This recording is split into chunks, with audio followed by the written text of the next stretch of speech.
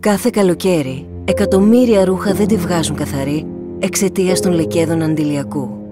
Περισσότερο κινδυνεύουν τα αθώα μπλουζάκια που καταλήγουν πεταμένα, εγκαταλελειμμένα, κακομεταχειρισμένα. Αυτό πρέπει να σταματήσει. The life expectancy of summer clothes decreases. Year by year, we don't often realize it's the innocent actions of people simply enjoying the sun is the biggest threat. Οι άνθρωποι χρειάζονται προστασία. Αλλά τι θα γίνει με μας? Ποιος θα μας προστατεύσει από τους λεκέδες αντιλιακού? Είναι άδικο! Απέκτησα αυτούς τους λεκέδες όταν ήμουν 2 μηνών. Δεν επανήλθα ποτέ.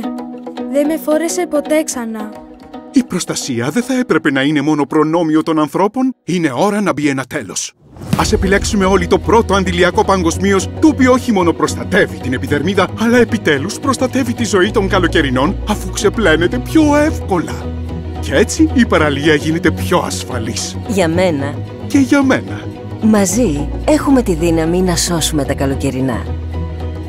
Μπείτε στο nivea.gr και μάθετε περισσότερα.